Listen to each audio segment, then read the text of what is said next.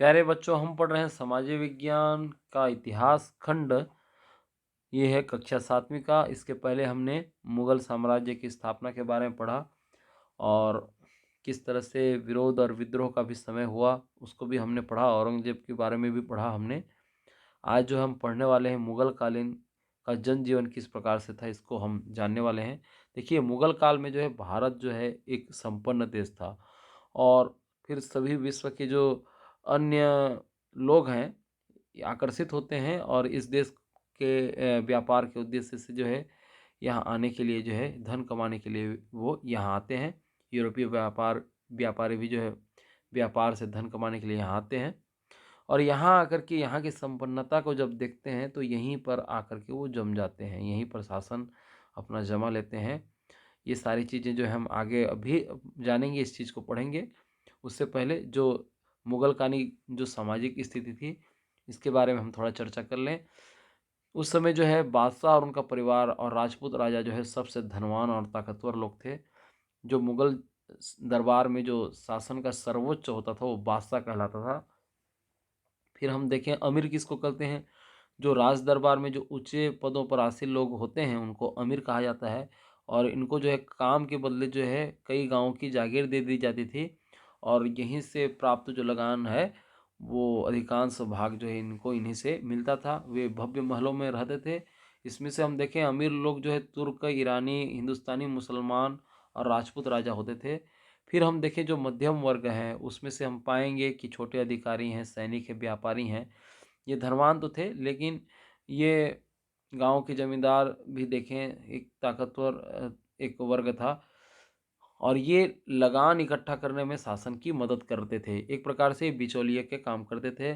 और जो सबसे शोषित वर्ग था वो था किसानों का, कारीगर का, दलित वर्ग थे, सेवक जिसमें आते थे। इनकी संख्या अधिक थी और ये गरीबी जीवन बिताते थे। तो ये इस प्रकार से उस समय की सामाजिक स्थिति थी। छत्तीसगढ़ में देखें तो उस समय जो है कलचुरियों का शासन था और हम देखें कि समाज में जो ब्राह्मणों को ऊंचा स्थान प्राप्त था। तो ये धार्मिक कार्य जो पुरोहित काम था, शिक्षा प्रदान करने का काम था, ये करते थे और इनको तो राजाओं के द्वारा कभी कभी तो पूरा गांव का गांव दान दे दिया जाता था।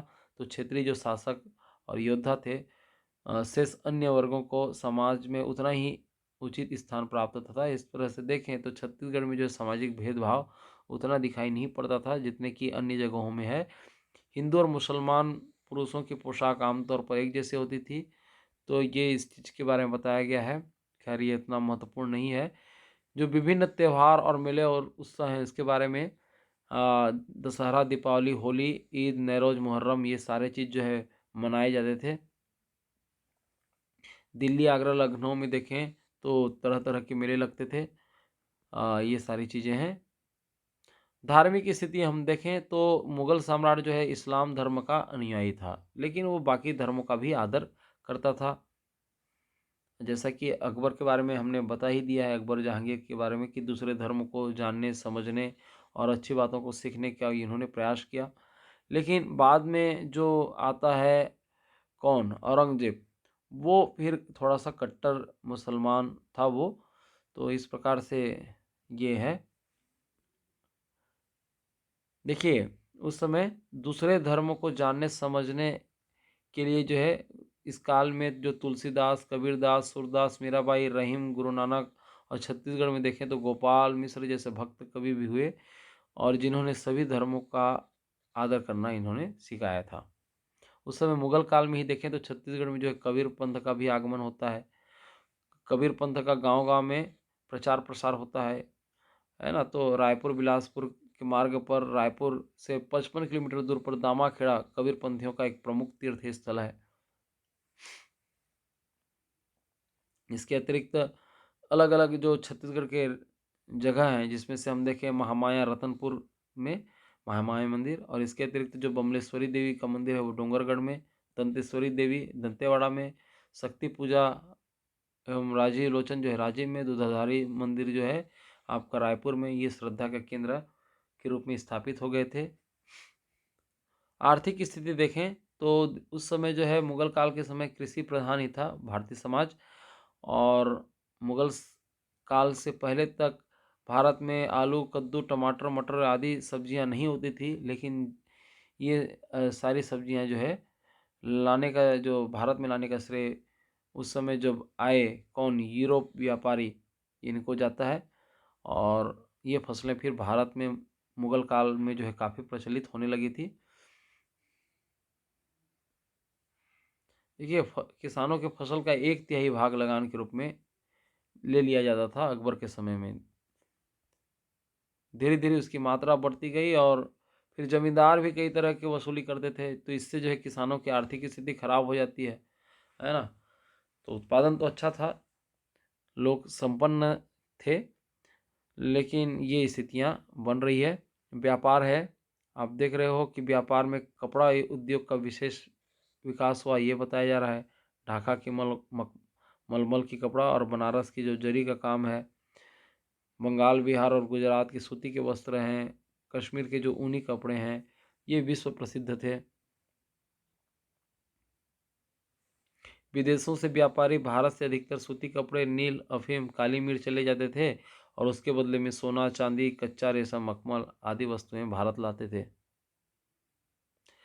उस समय ये भी देखें कि सन 1498 ईस्वी में पुर्तगाल के एक जो नाविक हैं वास्को डी गामा, ये यूरोप से भारत तक समुद्री रास्ते की खोज की थी। ये व्यापार करने के उद्देश्य से आया था और भारत के जो व्यापारियों ने यूरोप के इन व्यापारियों का स्वागत किया, क्योंकि इनके आने से भारत का जो यूरोपीय बाज़ारों से सीधा संपर्क स्थापित हो गया था। उनको क्या पता था कि आकर के अपना पूरे देश में जो है आगे चल कर के शासक बन जाते हैं धीरे से। उस समय कला और साहित्य की बात देखें तो जो वास्तुकला और चित्रकला, संगीत, साहित्य के क्षेत्र में काफ़ी महत्वपूर्ण विकास होता है। भवन निर्माण कला, जो वास्तुकला है, भारतीय वास्तुकला, इसकी जो है अद्वितीय प्रगति होती है। आप देख पा रहे हो कि ये ताजमहल आगरा का है ना, किस तरह से बहुत ही सुंदर दिखाई दे रहा है। ये बुलंद दरवाज़ा फतेहपुर सीकरी की बात है। इसमें आप पाओगे कि ऊंचे चबूतरे पर जो है बनी इमारतों पर लाल और सफ़ेद संगमरमर के पत्थर, फूल पत्तों की नक्काशी, इमारतों के पत्थरों पर नक्काशीदार जाली, दोहरे गुंबद, अर्ध गुंबद, ये सभी जो है मुगल कालीन इमारतों की विशेषता होती थी। फतेहपुर सीकरी को अकबर ने बनवाया था जी। फतेहपुर सीकरी का एक प्रसिद्ध नगर जो है बसाया था और आगरा में जो है लाल किला उसने बनवाया था।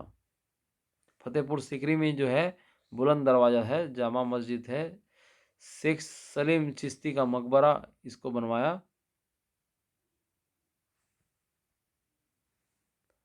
दीवाने खास को भी इसने बनवाया था। शाहजहाँ के काल में हम देखें तो सफ़ेद संगमरमर का उपयोग किया जाता था। तो अपनी पत्नी मुमताज़ महल की स्मृति में आगरा में विश्व प्रसिद्ध ताजमहल का निर्माण करवाया।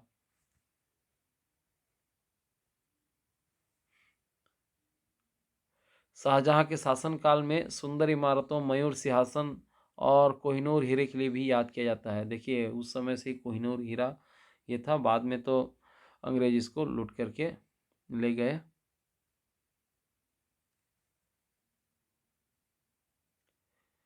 जहांगीर को बाग का शौक था, तो कश्मीर का जो निशांत बाग है, पंजाब का जो तंजौर बाग है और लाहौर का जो शालीमार बाग है, ये प्रसिद्ध है।